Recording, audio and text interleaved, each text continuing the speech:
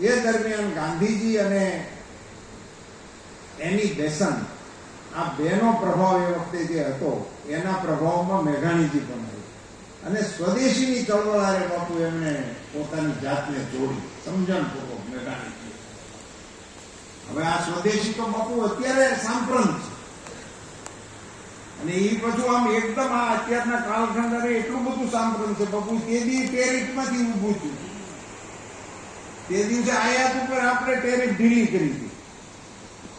વિદેશી કાપડ ભારતમાં આવતું હતું એની ઉપરની જકાત ઘટાડી હતી. એનો વાંધો પડ્યો હતો ને એમાંથી વિદેશી કાપડની હોળીના કાર્યક્રમો આવે ત્યારે આયાત આપણે ત્યાં થતું હતું એની ઉપર ટેક્સ ઘટાડ્યો હતો. એટલે આપણા મિલ માલિકોને આપણા લોકો એને મુશ્કેલીમાં મુકાણા હતા. પણ આમ વિષય તો ટેરિફ જ હતો અને એને કારણે જે સ્વદેશની અને એ વખતે ગાંધીજી ખુદ જેનું નેતૃત્વ કરતા હોય ખૂબ પ્રભાવક હતું.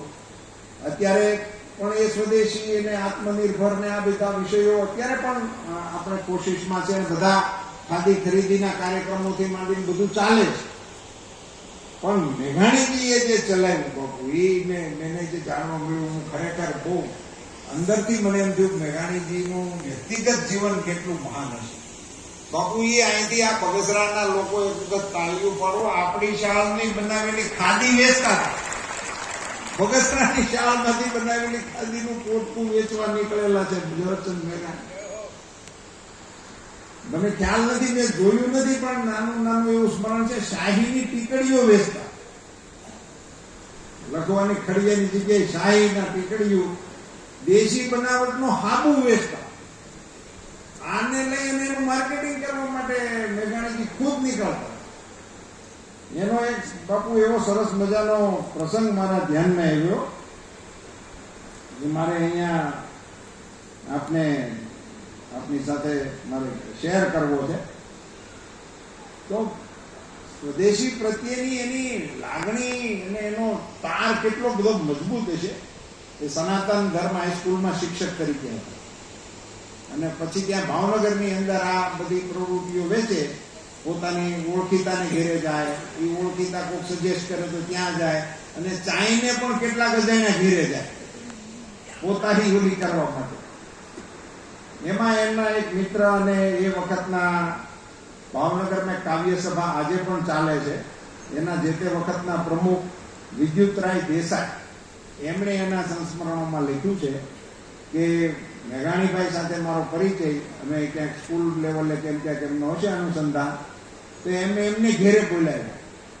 તો મેઘાણીજી તો આ બધું ખલતો હારે લઈને ગયા અને એમને ઘેરે જઈને એટલે એમના પપ્પાએ પૂછ્યું કે આ જાણ કોણ?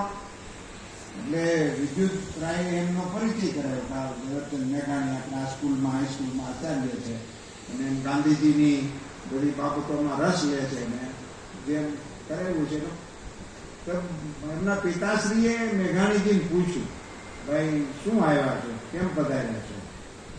તો મેઘાણીજીએ કીધું, હું આ સ્વદેશીનો પ્રચાર કરું છું અને આ અમારી પાસે દેશી સાબુ છે, આ અમારી બગસરાની ખાદી છે અને આવી શાહીની ટીકડીઓ છે, આવું બધું છે અને આપને અનુકૂળ હોય તો હું આપું. તો પેલા બાપુજીએ એને એવું કીધું કે કેટલી કિંમતનું છે આ બધું? તો મેઘાણીભાઈ એને એ વખતે એમ કીધું અંદાજે 40 રૂપિયાનો માલ છે એનો આખો ખલતો. તો વિદ્યુતભાઈ ક્યાંક લખ્યું હતું, બીજામાંથી ખબર પડી કે એના પપ્પા તો મિલ માલિક હતા, મોટા શેઠ હતા. એટલે એને કીધું મૂકી દો બધું. એટલે મેઘાણીભાઈ થેલો મૂકી દીધો. એને તો આખે આખું આગમતે આવું ગ્રાહક પહેલેથી મળે એવું તો એનું ધ્યાનમાં નહીં, એટલે ખુશ થઈ ગયા અને એ થેલો મૂકીને બહાર આવી ગયા. એટલી વારમાં બાપુ અહીંયા આત્મમંથનનો વિષય આવે છે. મેઘાણીજી દિલ્હીની બહાર નીકળ્યા, એના મગજના વિચાર આવ્યો કે હું વસ્તુ વેચવા આવ્યો હતો કે વિચાર વેચવા આવ્યો? આ ઝવેરચંદ મેઘાણી